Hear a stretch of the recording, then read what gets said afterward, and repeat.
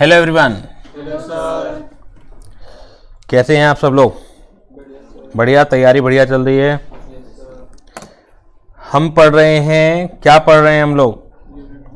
Indian partnership act 1932। Originally Indian partnership act कौन से act का भाग रहा है? जल्दी बताइए। इंडियन कॉन्ट्रैक्ट एक्ट का, यानी कि ओरिजिनली ये इंडियन कॉन्ट्रैक्ट एक्ट का पार्ट हुआ करता था। इंडियन कॉन्ट्रैक्ट एक्ट कब बना था? 1872 में, यानी ब्रिटिश शासनकाल में बना था इंडियन कॉन्ट्रैक्ट एक्ट, और अभी तक वही हम लोग फॉलो कर रहे हैं। 1930 में जाके सेल्स ऑफ गुड्स एक्ट अलग हो गया था, और 1932 में जाके इंडियन पार्टनरशिप एक्ट अलग हो गया था। क्यों अलग हो गया था? पहली बार बता रहा हूँ, कभी आप कंफ्यूज हो कि यार हमने पहली बार क्यों सुन रहे हैं सर, हमसे क्वेश्चन पूछे। क्वेश्चन नहीं पूछा बल्कि मैं जवाब भी साथ के साथ दे रहा हूँ आपको। तो अलग क्यों हो गया था? क्योंकि कोई भी चीज़ जब बल्कि हो जाती है तो आप ये समझिए, कोई हम बुक भी लेते हैं काफ़ी मोटी हो जाए तो उसे हम सोचते हैं कि छोटे छोटे पार्ट कर दी जाए तो ज़्यादा अच्छा रहेगा, ईजी रहेगा। तो यही रीज़न था कि इंडियन कॉन्ट्रैक्ट एक्ट काफ़ी बल्कि हो गया था, तो उसके फिर अलग अलग पार्ट कर दिए गए। एक तो सेल्स ऑफ गुड्स एक्ट कर दिया गया 1930 में जाके, और 1932 में जाके इंडियन पार्टनरशिप एक्ट को भी उससे अलग कर दिया गया। इंडियन पार्टनरशिप एक्ट सेक्शन 4 में चार्जिंग सेक्शन है इसका। चार्जिंग सेक्शन में क्या क्या कंडीशन है? 2 और मोर पर्सन होने चाहिए, मिनिमम 2, और मोर कितने? मोर का जिक्र इंडियन पार्टनरशिप एक्ट में नहीं है, बल्कि किस में है? आपका कंपनी एक्ट 2013 में है, उसका सेक्शन 464 है। वो आपको याद रखने की जरूरत नहीं है, वैसे सेक्शन 464 है। उसमें बताया जाता है कि मैक्सिमम 50 पार्टनर ही हो सकते हैं, उससे ज़्यादा नहीं हो सकते हैं। इसके अलावा दूसरी कंडीशन क्या है? बिजनेस होना चाहिए। तीसरी कंडीशन क्या है? एग्रीमेंट होना चाहिए। चौथी कंडीशन क्या है? शेयरिंग ऑफ प्रॉफिट होना चाहिए। और लास्ट कंडीशन क्या है? म्यूचुअल एजेंसी होनी चाहिए। मैं फटाफट रिवाइज करा रहा हूँ जिससे याद हो जाए आपको चीज़ें। तो इसके अलावा फिर हमने पढ़ा कि is registration of firm is compulsory? Answer is no. Registration is not compulsory for a partnership firm, but it is desirable. Desirable क्यों है? Because if firm is not registered तो कुछ कॉन्सिक्वेंसेस से होके फर्म को और उसके पार्टनर को गुजरना पड़ सकता है। वो कॉन्सिक्वेंसेस क्या हैं? अगर एक फर्म रजिस्टर्ड नहीं है तो कोई भी पार्टनर दूसरे पार्टनर पर या फर्म पर मुकदमा नहीं कर सकता। कौन से राइट्स के लिए? To enforce any right arising out of the contract. इसी तरह से दूसरा जो कॉन्सिक्वेंस है वो क्या है? वो है कि थर्ड पार्टी के ऊपर फर्म और पार्टनर मुकदमा नहीं कर सकते, to enforce any right arising out of the contract. और तीसरा है कि सेट ऑफ 100 रुपये से ज़्यादा नहीं हो सकता। कुछ राइट्स अफेक्टेड नहीं है बाय नॉन रजिस्ट्रेशन से। इट मीन्स कि चाहे आपकी फर्म रजिस्टर्ड हो या ना हो, कोई भी फर्क पड़ने वाला नहीं है, ठीक है ना। कुछ राइट्स के ऊपर फर्क नहीं पड़ता है, चाहे फर्म रजिस्टर्ड हो चाहे फर्म रजिस्टर्ड ना हो। कौन कौन से राइट्स हैं? तो जिन राइट्स पर फर्क पड़ता था 3 तो उसी में से निकल सकते हैं कि 100 रुपये तक का सेट ऑफ हो सकता है चाहे फर्म रजिस्टर्ड हो या नहीं हो। इसके अलावा थर्ड पार्टी फर्म पर मुकदमा कर सकते हैं चाहे फर्म रजिस्टर्ड हो या नहीं हो। और इसके अलावा कि अदर देन राइट्स जो आते हैं आउट ऑफ द कॉन्ट्रैक्ट, उनके लिए मुकदमा किया जा सकता है चाहे फर्म रजिस्टर्ड हो या नहीं हो। और 3 नहीं है, एक ऐसी फर्म के राइट्स पर कोई प्रभाव नहीं पड़ता है जिसका कोई भी प्लेस ऑफ बिजनेस इंडिया में सिचुएटेड नहीं है। इसके अलावा अगर एक फर्म रजिस्टर्ड नहीं है तो भी हर एक पार्टनर का जो राइट है कि वो कोर्ट ऑफ लॉ में जा सकता है for the dissolution of the firm. तो he can go for the dissolution of the firm even if the firm is not registered. इसके अलावा जो डिसोल्व फर्म होगी उसके अकाउंट्स के लिए उसमें से एसेट में अपनी हिस्सेदारी के लिए भी वो क्लेम कर सकता है। और जो लास्ट राइट है जिस पर फर्क नहीं पड़ता है कि अगर कोई फर्म इंसॉल्वेंट हो रही है तो उस केस में अगर फर्म रजिस्टर्ड नहीं भी है तो भी वो अपने क्रेडिटर पर थर्ड पार्टी के ऊपर मुकदमा कर सकती है अपनी प्रॉपर्टी को रियलाइज करने के लिए। उसका मैंने लॉजिक बता दिया था। This is the end of unit 1 जो मैंने यूनिट 1 के रूप में दिया हुआ है। यूनिट 2 में था types of partner and types of partnership. तो types of partnership, partnership at will, partnership particular partnership, partnership at will जिसमें कोई प्रोविजन ही नहीं होता कि कितने ड्यूरेशन तक वो पार्टनरशिप चलेगी। इसके अलावा इसे आप कभी भी क्या करा सकते हैं, डिजोल्व करा सकते हैं by a single partner giving a notice in writing. It clear. इसके अलावा पर्टिकुलर पार्टनरशिप क्या है, जो पर्टिकुलर वेंचर के लिए बनी हुई होती है, पर्टिकुलर पीरियड के लिए बनी हुई होती है। Particular partnership can be dissolve before the completion of venture, before the completion of time, with the unanimous consent of all the partner। लेकिन अगर पर्टिकुलर पार्टनरशिप आफ्टर वेंचर भी, कंप्लीशन ऑफ वेंचर भी चालू रहती है, तो वो क्या बन जाती है, पार्टनरशिप एट विल बन जाती है, नेचर आ जाता है। उसके बाद अगर डिसॉल्व करना हो उसे, तो बाय राइटिंग ए नोटिस किया जा सकता है। माइनस की भी पोजीशन, इसके अलावा हमने पार्टनर बाय एस्टोबेल भी पढ़ा था, पार्टनर बाय होल्डिंग आउट भी पढ़ा था। तो बस हेडिंग रिवाइज करा दी मैंने, क्योंकि पूरा रिवाइज कराना संभव नहीं है। माइनर्स के बारे में भी पढ़ा था हमने पार्टनर के रूप में, कि माइनर शुरुआत से तो पार्टनर नहीं हो सकता, लेकिन minor can be admitted for the benefit of partnership. यानी कि अगर माइनर को पार्टनर बनाना है तो कुछ कंडीशन का होना जरूरी है, परम आवश्यक है। और वो कंडीशन क्या है कि before entering into a minor there must be a partnership, यानी कि एक पार्टनरशिप होनी चाहिए। और माइनर को एडमिट किया जा सकता है, और एडमिट भी किया जा सकता है with the consent of all other partner for the benefit of partnership. ये कंडीशन है अगर माइनर को आपको एडमिट करना है। सर वो अगर हमने माइनर को एडमिट कर लिया, लेकिन सर फिर क्या वो बिजनेस की मैनेजमेंट में पार्ट ले सकता है? बिजनेस की मैनेजमेंट पार्ट ले सकता है, कोई दिक्कत नहीं है। ये डिपेंड करेगा कि जो उनके एग्रीमेंट में है किन किन शर्तों पर उसके साथ एग्रीमेंट हुआ है, कोई प्रॉब्लम नहीं है। लेकिन वो अकाउंट बुक को चेक नहीं, अदर देन अकाउंट बुक को चेक नहीं कर सकता। अकाउंट बुक को तो चेक कर सकता है, लेकिन अदर देन अकाउंट बुक को चेक नहीं कर सकता। तो काफ़ी मैंने कुछ रिवाइज करा दिया आपको। और अब हमारी यूनिट 3 चल रही है, rights and duty of the partner. Rights and duty of the partner दो तरीके से आते हैं, बाई ए पार्टनरशिप एग्रीमेंट और by the partnership act. Bye the partnership act जो हैं वो भी ड्यूटी दो तरह की होती हैं, और वो क्या होती हैं, मैंडेटरी ड्यूटी और एक आपकी क्या है, जनरल ड्यूटी। जो मैंडेटरी ड्यूटी है can not be changed by an agreement between the partner, but general duty can be change, क्योंकि उसमें लिखा हुआ है अनलेस अदरवाइज एग्रीड। तो 4 मैंडेटरी ड्यूटी हैं और 5-6 आपकी जनरल ड्यूटी हैं जो एक्ट में लिखी हुई हैं। इसके अलावा ड्यूटी आप एग्रीमेंट में कितनी भी लिख सकते हैं, एग्रीमेंट के हम यहाँ नहीं पढ़ सकते। इसके अलावा हमने राइट्स पढ़े थे कि जो पार्टनर्स के राइट्स हैं वो क्या हैं, सारे चेंज हो सकते हैं, क्योंकि इस सब में लिखा हुआ है अनलेस अदरवाइज एग्रीड। इसके बाद हमने पढ़ा था main topic implied authority of the partner. Implied यानी कि implied by law which is given in partnership act.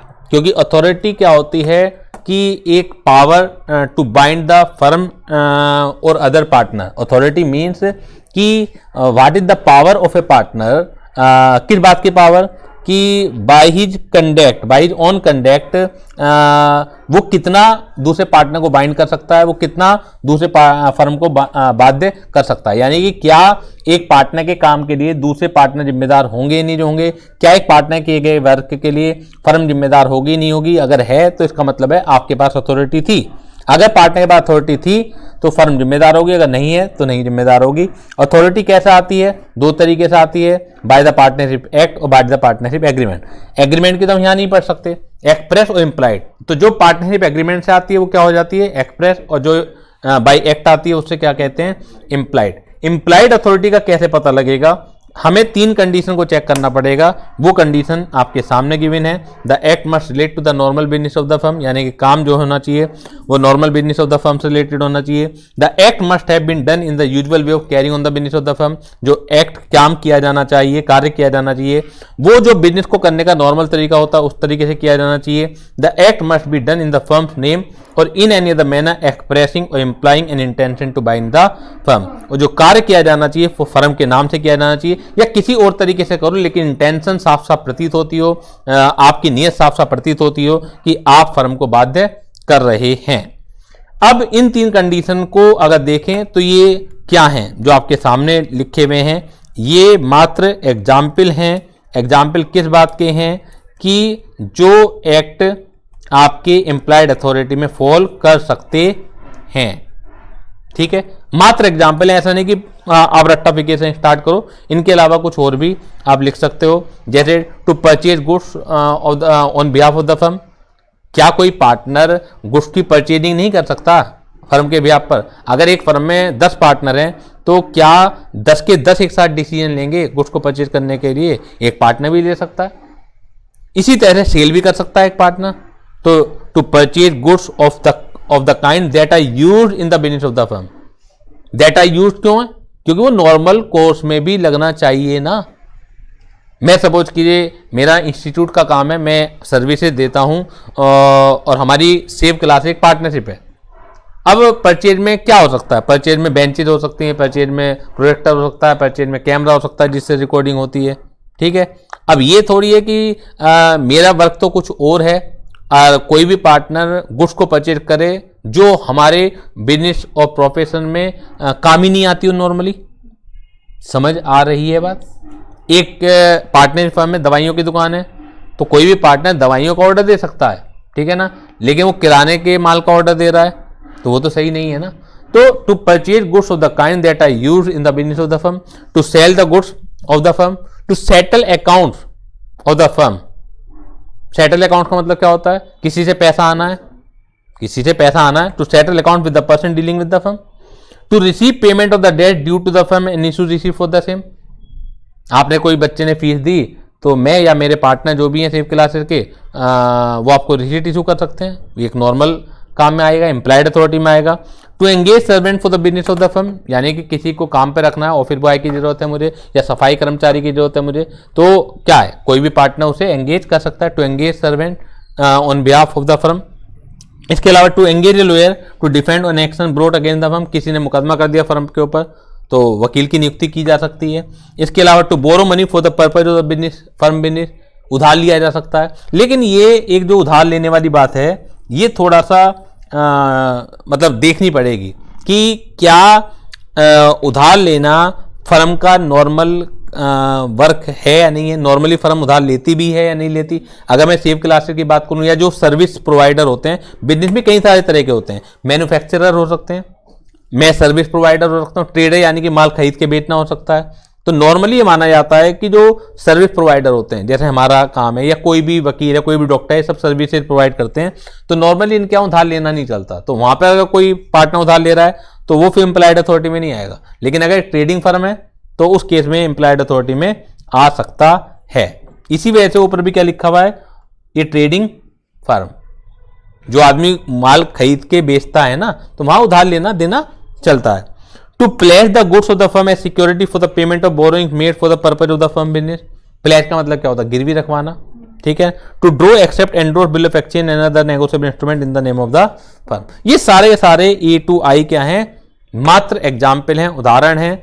आप 2-3 बार पढ़ोगे और याद हो जाएंगे आपके। ऐसा कुछ नहीं है ए से लेकर आई तक एज इट इज लिखना है, ऐसा नहीं है। लेकिन अगर जो हमने कल पढ़ा था duty of the partner, mandatory और general duty as per the partnership act, तो वो आपको पूरी याद होनी चाहिए। नहीं तो कोई भी अगर याद नहीं होगी तो फिर वो नंबर उसके आपके कटेंगे। आप ये बताइए कि जो एम्प्लॉयड अथॉरिटी है, ये तो बात हो गई एम्प्लॉयड अथॉरिटी क्या है। एम्प्लॉयड अथॉरिटी कोई भी काम जिस काम से फर्म को या अदर पार्टनर को बाध्य किया जा सकता है वो एम्प्लॉयड अथॉरिटी में आता है। एम्प्लॉयड अथॉरिटी में क्या काम आएगा क्या नहीं आएगा वो चेक करना पड़ेगा 3 कंडीशन से। अगर 3 कंडीशन से सेटिस्फाइड हैं भी तो क्या पार्टनरशिप एग्रीमेंट एम्प्लॉयड अथॉरिटी के ऊपर रेस्ट्रिक्शन लगा सकता है? सर अगर एग्रीमेंट हम डिसाइड कर लेते हैं तो एम्प्लॉयड अथॉरिटी में 3 कंडीशन सेटिस्फाइड अगर हो जाए तो कोई भी वर्क क्या हो जाएगा? एम्प्लॉयड अथॉरिटी में आ जाएगा। तो क्या इनके ऊपर रेस्ट्रिक्शन लगाई जा सकती है?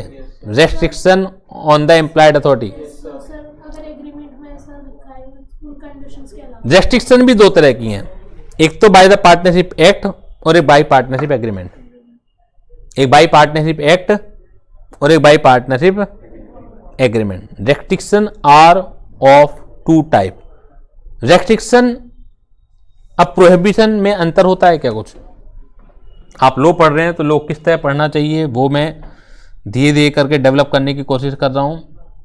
बहुत सावधानी बरतनी होती है वर्डिंग पर कि एग्जैक्टली क्या टर्मिनोलॉजी यूज करनी है हमें। तो क्या आप में से कोई मुझे बता सकता है what is the exactly difference between restrictions and prohibition?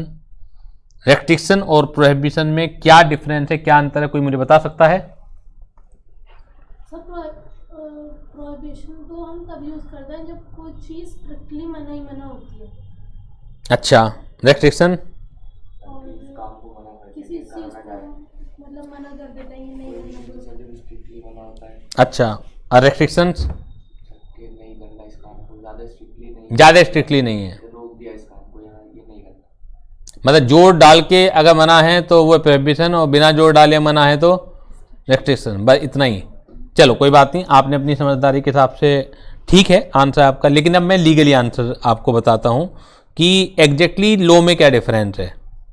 समझ आ रही है बात आपकी? अब मैं बताने जा रहा हूँ कि लॉ में उसका क्या यूज है, क्योंकि डिफरेंस बहुत बड़ा है दोनों में। प्रोहिबिशन यानी कि कोई काम आप कर ही नहीं सकते हो, मना है वो कर ही नहीं सकते हो, ठीक है ना। रेस्ट्रिक्शंस का मतलब ये होता है subject to some condition satisfied, subject to some condition satisfied you can allow to do that work which are restricted, यानी कि कुछ रुकावटें तो हैं लेकिन बिल्कुल मना नहीं है।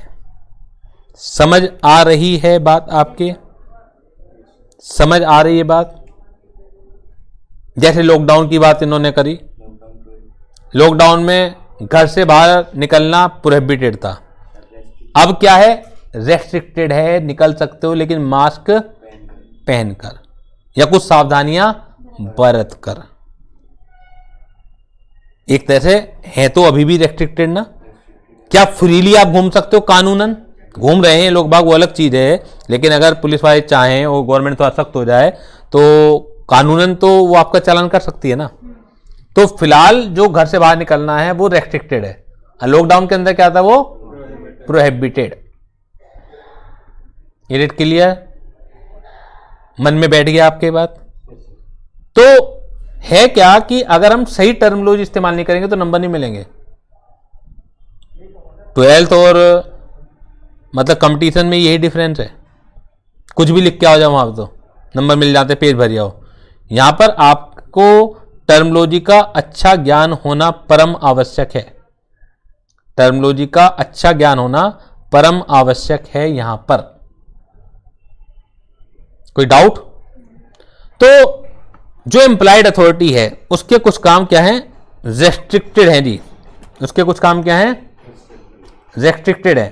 और रेस्ट्रिक्शन भी दो तरीके से लगी हुई है, एक तो आपका स्टैट्यूटरी रेस्ट्रिक्शन यानी कि जो एक्ट में गिवन है, जो स्टैट्यूटरी रेस्ट्रिक्शन है वो क्या है, given in the act, given in the act, और restriction impose by mutual agreement. Restriction दो तरह की हैं, गिवन इन द एक्ट और restriction impose by mutual agreement. लेकिन क्योंकि ये स्टैट्यूटरी रेस्ट्रिक्शन भी रेस्ट्रिक्शन है, प्रोहिबिशन नहीं है।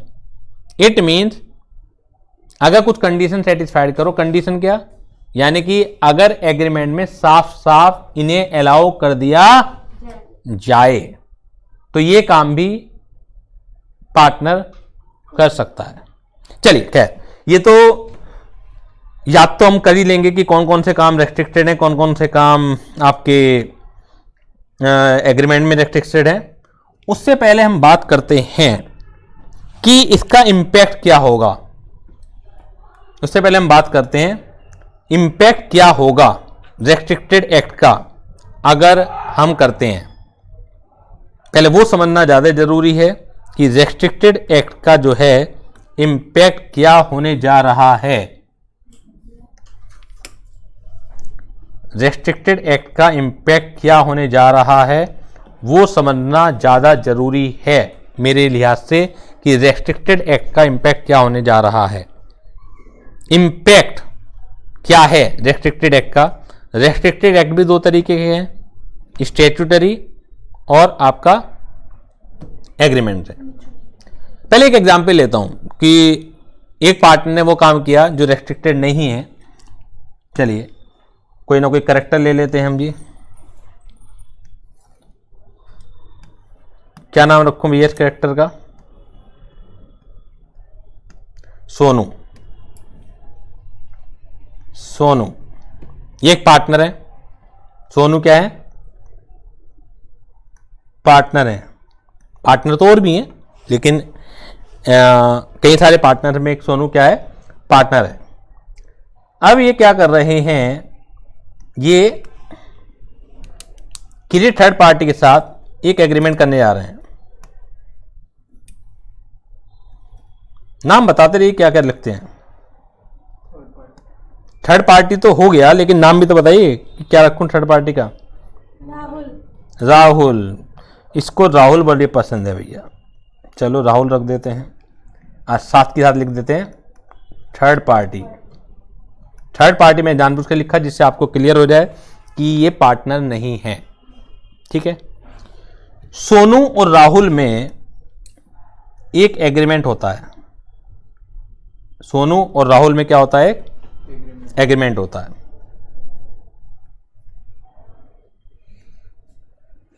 On behalf agreement on behalf of firm. Sonu और राहुल में एक एग्रीमेंट होता है on behalf of firm.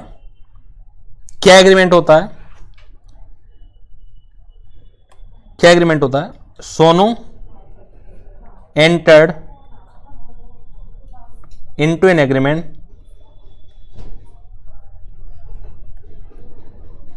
agreement to purchase goods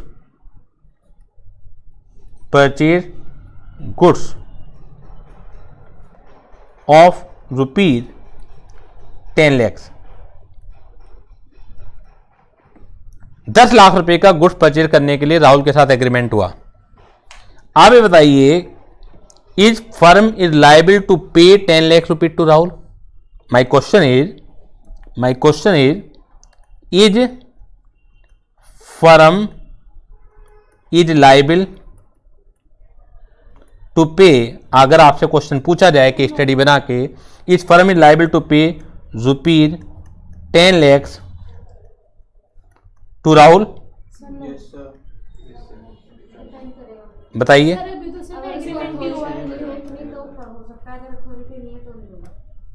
क्या चीज? Very good. First you have to check कि वेदर दिस एक्ट यानी कि purchase of goods is within the employed authority of the partner और not. जब तक कुछ नहीं कहा, आपको बहुत ज्यादा एक्स्ट्रा नहीं सोचना पेपर में, कभी एक्स्ट्रा सोचने लोगों। एक क्वेश्चन दिया हुआ है, उसका आपको आंसर देना है। सर अगर ये है तो क्या होगा, वो है तो क्या होगा, वो कॉन्सेप्चुअली ठीक है, लेकिन अगर यही क्वेश्चन दिया हुआ है तो first you have to check कि whether this act is fall within the employed authority of the partner. आपको क्या लगता है, employed authority of the partner है नहीं है? है। अभी हमने एग्जाम्पल नहीं पढ़े, to purchase goods of any kind in which firm deal. अब आप ये कहोगे हमें कैसे पता लगेगा फर्म डील करेगी नहीं करेगी? इसमें नहीं घुसना आपको। ये मान लो कि फर्म वो सब कंडीशन सेटिस्फाइड होंगी, ऐसे तो घुसते चले जाओगे। वो एक क्वेश्चन पूछ रहा है तो मुझसे 10 क्वेश्चन पूछ लोगे, देना तो आपको जवाब है, लेकिन आप क्या कर रहे हो? एग्जामिनर आपसे छोटा क्वेश्चन पूछ रहा है, आप उससे 10 क्वेश्चन पूछ रहे हो कि पहले हमारे क्वेश्चन का जवाब दो, हम तो तेरे क्वेश्चन का आंसर तब देंगे। तो जो सिचुएशन है उसके आधार पर कोई ऐसा भी तो नहीं लग रहा कि हाँ जी गुड्स की जो परचेजिंग है वो अदर देन उन गुड्स में जो फर्म डील नहीं करती, या तो बताए साहब नॉर्मली है, तो इसका मतलब हम ये मान लेंगे।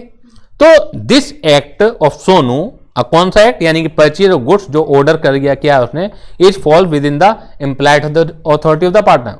और employed authority of the partner है तो third party firm is liable. तो यहां पे क्या आ जाएगा? Firm is liable, firm is liable, firm is liable,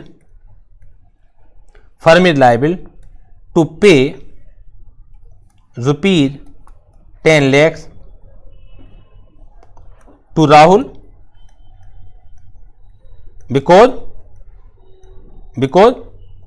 this act falls within implied authority। Authority of the partner,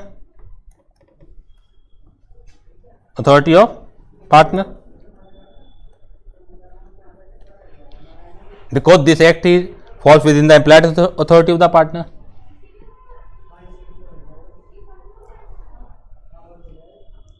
अब मैं रेस्ट्रिक्शन की बात बताता हूं।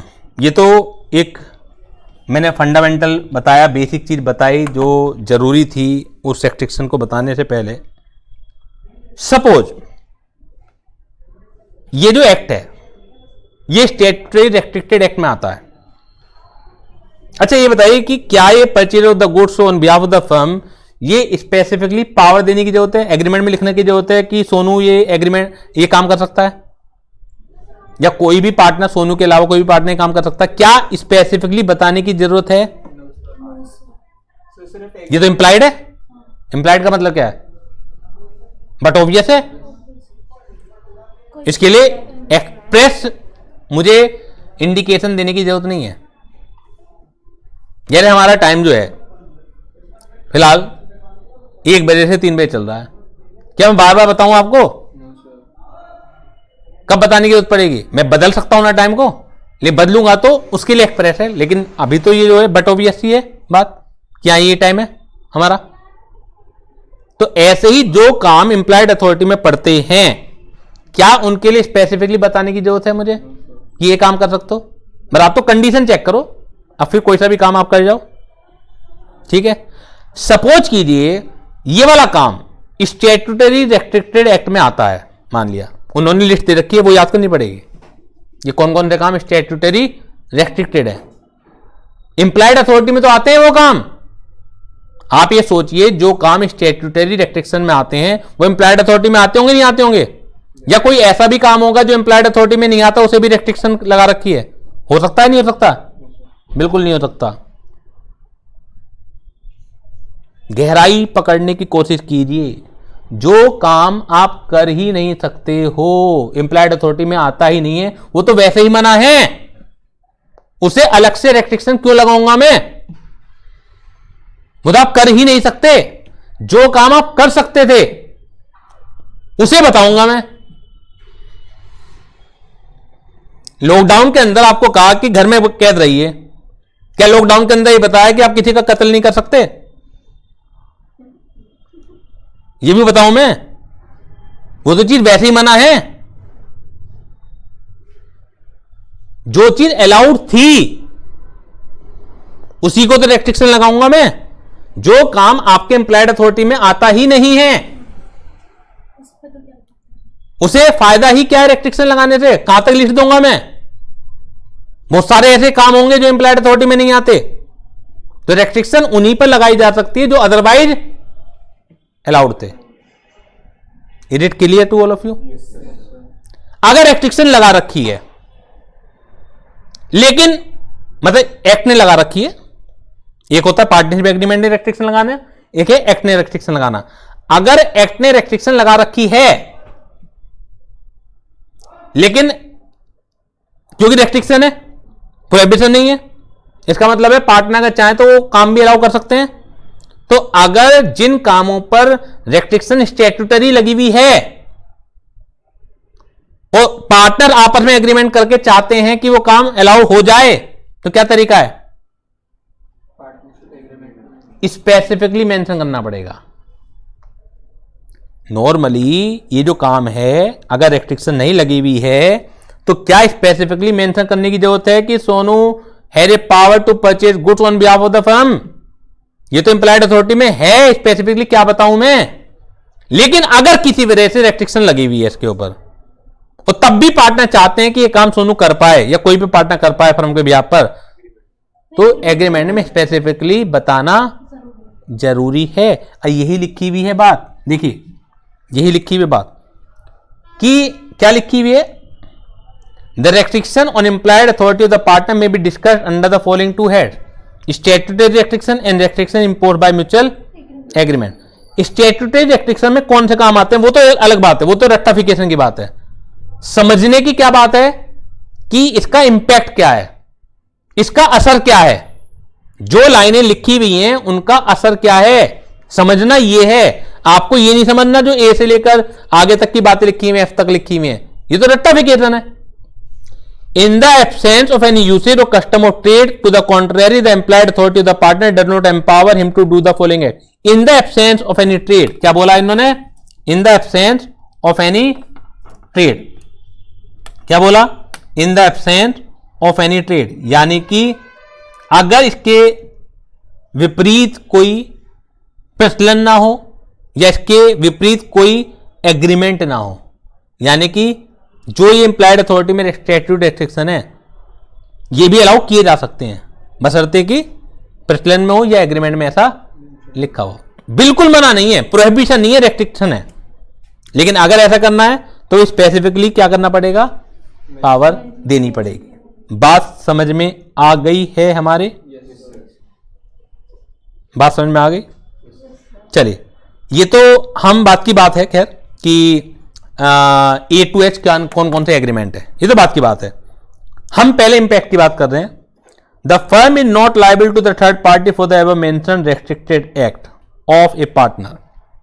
आप ये बताइए, ये चीज एक्ट में लिखी हुई है, ये चीज एक्ट में लिखी हुई है।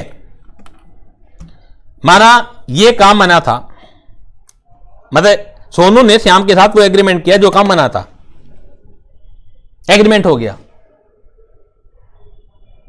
थर्ड पार्टी की गलती है या नहीं है? एक सोनू ने वो एग्रीमेंट कर लिया श्याम के साथ, which is restricted by the partnership act, which is fall within the statutory restrictions. एक एग्रीमेंट सोनू श्याम के बीच में ये हो गया। Is Shyam is guilty? No sir. Is Shyam is guilty और नॉट?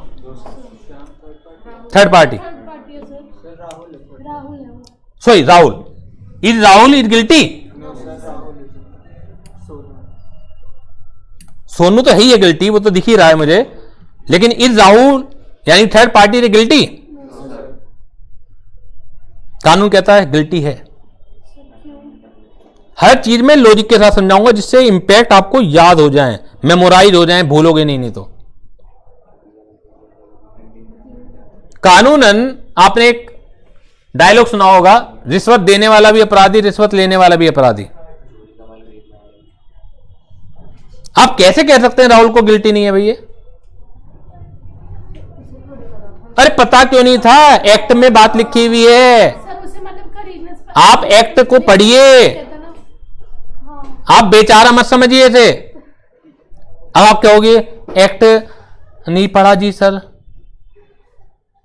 कल को आप फेल हो जाओ जी, पढ़े नहीं थे तो बेचारे हो आप।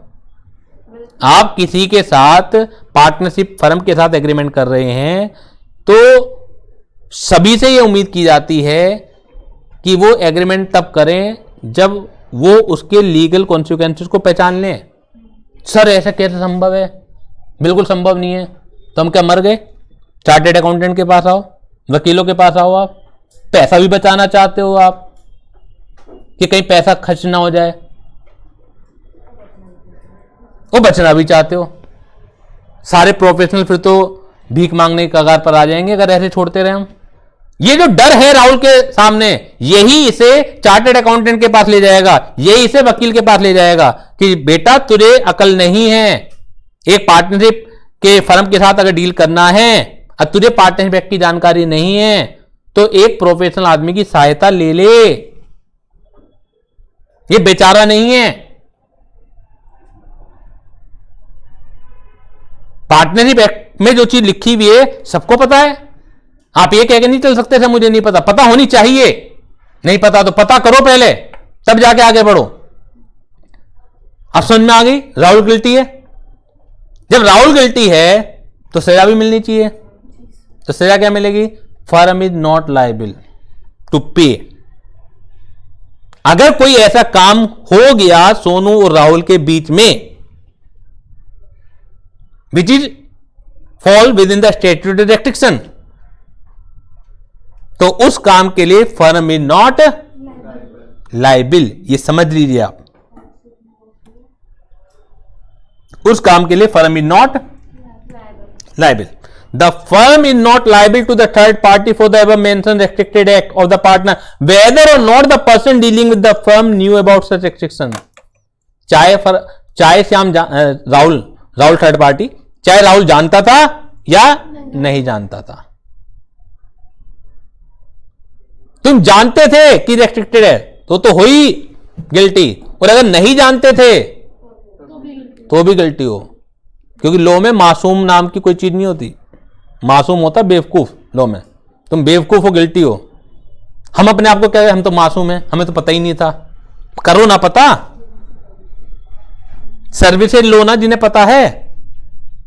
अपने दिमाग क्यों चला रहे हो जब तुम्हारे में दिमाग नहीं है? समझ आ गई बात? इंपैक्ट सबसे जरूरी है, इंपैक्ट समझना, क्योंकि केस स्टडी आती, बच्चों से केस स्टडी सोल्व नहीं होती है। रट्टा तो मार के कुछ का कुछ लिखे आते हैं, उन्हें पता ही नहीं लगता कहां गलती है कहां नहीं है। सबसे इंपॉर्टेंट बात होती है जो पेपर की लैंग्वेज आएगी, जो केस स्टडी आएगी, उसे आप समझ सकें। थ्योरी पेपर में सबसे इंपॉर्टेंट बात वो होती है, और हम लोग प्रैक्टिस ही नहीं करते उन चीजों की। दूसरी चीज बताइए, अगर कोई रेस्ट्रिक्शन स्टैट्यूटरी ना होके एग्रीमेंट में है, मतलब स्टैट्यूट रेस्ट्रिक्शन तो A to H है, ये तो रटने की बात है कि A to H कौन कौन से काम है जो मना है। समझने की क्या बात है, उनका इंपैक्ट, उनका असर, वो मैंने समझा दिया। अगर कोई काम एग्रीमेंट में रेस्ट्रिक्टेड है, अगर कोई काम एग्रीमेंट में रेस्ट्रिक्टेड है और सोनू और राहुल के बीच में वो एग्रीमेंट होता है विच is restricted by the partnership agreement.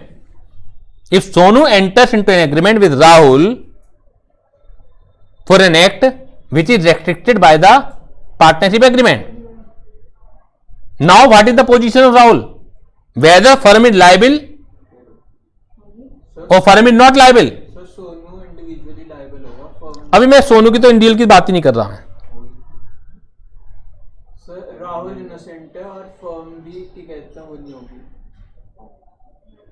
Liable agreement. देखिए इसमें दो बातें निकलेंगी। If Rahul knew such restriction तो firm is not liable. If Rahul does not know what is the restriction then firm is liable. यहां इस बात का फर्क पड़ेगा। क्यों फर्क पड़ेगा? क्योंकि एग्रीमेंट में क्या रेस्ट्रिक्शन लगा रखी थी, कोई तरीका नहीं है कि राहुल को पता लग जाए। राहुल अगर चार्टेड अकाउंटेंट के पास भी जाता है, राहुल अगर वकील के पास भी जाता है, उन्हें भी नहीं पता लग सकता। क्यों? क्योंकि एग्रीमेंट बंद दरवाजों में किया जाता है। एक्ट सबके लिए समान है, यूनिफॉर्म है। तो एक्ट में क्या क्या रेस्ट्रिक्शन है वो तो कोई भी देख के बता देगा, लेकिन एग्रीमेंट में क्या क्या रेस्ट्रिक्शन है कौन बताएगा? कैसे पता लगेगा? तो अगर राहुल साबित हो जाता है कि राहुल को उन रेस्ट्रिक्शन के बारे में पता था तो फर्म इज नॉट लायबल। और अगर ये साबित हो जाता है कि राहुल को उन रेस्ट्रिक्शन के बारे में नहीं पता था तो फर्म इज लायबल। समझ आ गई बात? लायबल होगी क्योंकि सोनू को तो पता ही था ना, सोनू तो पार्टनर था, तो सोनू इंडिविजुअल लायबल नहीं होगा। अरे वो इंडिविजुअली क्या करेंगे वो अलग चीज है भाई, मैं एरे कंबाइंड तौर पर बात कर रहा हूं अभी। सोनू को तो पता था, सोनू तो गिल्टी है, मान ली बात, लेकिन खाली सोनू लायबल नहीं होगा, सोनू तो है ही है लायबल। हम तो ये पढ़ रहे हैं कि फर्म इज लायबल है, नहीं है, फर्म भी लायबल है। फर्म राहुल के समक्ष ये नहीं कह सकती या सोनू से रिकवर करो। फर्म एज ए होल पूरी लायबल है। सोनू तो लायबल है ही है, लेकिन फर्म एज ए होल भी लायबल है। पार्टनर तुम्हारा ही है, तुम कैसे बच जाओगे अपनी जिम्मेदारी से? समझ आ गई बात आपकी या नहीं आ गई? समझ आ गई? देखिएगा इसका इंपैक्ट भी पढ़ते हैं। The partner of the firm bye mutual agreement में extend or restrict the scope of implied authority of any partner, but a third party not bound by any such restriction. लेकिन थर्ड पार्टी इन restriction से बाध्य नहीं होगी unless it has the knowledge of such restriction, जब तक कि उसे इन restriction की नॉलेज नहीं होगी। क्लियर है? In other words, the firm is liable to third party only if the third party had no knowledge of the restriction. Example: X, Y and Z are partner in a trading firm. They decide that no partner shall have the right to borrow beyond 20,000. X, Y, Z एक trading firm में partner है. Trading firm के आपने देखा कि कोई भी partner has an implied authority to borrow the money, लेकिन टू व्हाट एक्सटेंट, किस एक्सटेंट तक, कितना भी ले सकता है जब तक कुछ नहीं लिखा हुआ. लेकिन एग्रीमेंट में लगा दिया शर्त कि कोई भी पार्टनर 20,000 से ज्यादा का बोरो, तो रेस्ट्रिक्शन लग गई. अगर 20,000 से ज्यादा की बोरो करनी है तो बाकी पार्टनर की रजामंदी लेना जरूरी, रेस्ट्रिक्शन है. तो right to borrow beyond 20,000 without the consent of other partner. X without consulting Y and Z borrow from W rupees 25,000 in the name of firm and utilize the same in paying of firm's debt. The firm is liable to pay W if W is unaware of the restrictions. पूरे 25,000 के लिए जिम्मेदार है. But अगर ये साबित हो जाता है कि W is aware about the restriction, then firm is liable only 20,000, not 25. But it will not be liable to pay W if W was aware of such restriction. सारा इंपैक्ट हमें पता लग गया. अब केवल क्या कहानी रह गई है भाई कि हमें स्टैट्यूटरी रेस्ट्रिक्शन सर रटा दो. ये लिखने के लिए भी आ सकती है ना, केस स्टडी में तो आ ही सकती है. ये तो रटनी पड़ेंगे कि एक्ट में किन किन कामों पर एक इंडिविजुअल पार्टनर वो काम नहीं कर सकता. क्या काम नहीं कर सकता? पहला, to submit a dispute to arbitration relating to the business of the firm. Arbitration क्या होता है? जल्दी बताइए, आर्बिट्रेशन क्या होता है? जल्दी बताइए. आर्बिट्रेशन, आर्बिट्रेशन यानी कि मध्यस्थता, बीच बचाव करने वाला. आप फर्म से रिलेटेड डिस्प्यूट को किसी बीच बचाव करने वाले के माध्यम से नहीं सुलझा सकते. जैसे पंचायतों में गांव के मसले सुलझा लिया करते हैं. जो पंचायत पंचों ने कह दिया, पंच परमेश्वर, ऐसे नहीं सुलझा सकते, अलाउड नहीं है. दूसरा, to open a bank account on behalf of the firm in partners on name. Partner के निजी नाम से फर्म का बैंक खाता नहीं खोला जा सकता. तो दो हो गया. To submit a dispute into the arbitration relating to the firm, to open a bank account in the name of individual partner name. तीसरा, टू कंप्रोमाइज और रिलिंक्विश. रिलिंक्विश क्या होता है बताइए? रिलिंक्विश क्या होता है? To compromise. कंप्रोमाइज किसे कहते हैं? जब हक जितना हो आपका उससे कम के लिए तैयार हो जाए. और रिलिंक्विश यानी छोड़ना, त्यागना. एनी क्लेम और portion of the claim bye the firm. Firm को किसी से 10,000 रुपए लेने थे, एक पार्टनर का जास 9,000 रुपए दे दे, खत्म करता हूं मैं. आप डिस्काउंट भी नहीं दे सकते. एक पार्टनर निजी तौर पर डिस्काउंट नहीं दे सकता, क्लेम को छोड़ नहीं सकता. टू विड्रॉ इश्यू और proceeding file on behalf of the firm. यानी कि फर्म ने किसी ऊपर मुकदमा कर रखा है, तो जिसने मुकदमा कर रखा है वो वापस भी ले सकता है. लेकिन एक निजी पार्टनर, अकेला पार्टनर मुकदमे को वापस नहीं ले सकता. 4 हो गए. 4 में कौन कौन से हो गए? To submit a dispute to arbitration, to open a bank account, compromise और रिलिंक्विश एनी क्लेम.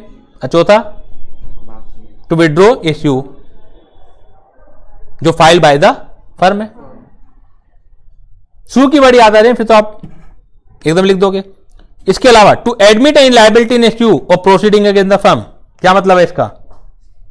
एडमिट ए लायबिलिटी यानी कि फर्म के ऊपर किसने मुकदमा कर रखा है, तो आप उसे एक्सेप्ट नहीं करोगे. थर्ड पार्टी ने फर्म को क्या रखा है, 1 लाख रुपए देने हैं. तो 2 तरीके होते हैं कोर्ट के. या तो कोर्ट का डिसीजन आने दो, या जिसके खिलाफ मुकदमा लगा वो एक्सेप्ट कर ले लायबिलिटी. तो पार्टनर एक्सेप्ट नहीं कर पाएगा. To admit any liability in issue और प्रोसीडिंग अगेंस्ट द फर्म, यानी किसी ने मुकदमा कर रखा है, या तो कोर्ट का डिसीजन आने दो. अकेला पार्टनर ये नहीं कह सकता केस को विड्रॉ करो, ठीक है जो तू कह रहा है मैं मानता हूं, फर्म लायबिल है उसके लिए. ऐसा नहीं कर सकते. To acquire immovable property on behalf of the firm. Firm के ब्याह पर आप इमूवेबल प्रॉपर्टी नहीं कह सकते. जमीन जायदाद, मकान, दुकान, प्लॉट नहीं खरीद सकता कोई भी single partner. To transfer immovable property belonging to the firm, ना खरीद सकते हो ना बेच सकते हो, एक ही बार में याद हो जाएगा. और to enter into partnership on behalf of the firm, यानी कि फर्म के बिहाफ पर आप पार्टनरशिप में भी एंटर नहीं कर सकते हैं। क्लियर है ये चीज? सबसे मेन टॉपिक था ये implied authority of the partner और restrictions on implied authority of the partner, सबसे इंपॉर्टेंट टॉपिक था ये मैंने कंप्लीट करा दिया है। तो नेक्स्ट क्लास में हम मिलेंगे, तब तक के लिए बाय बाय।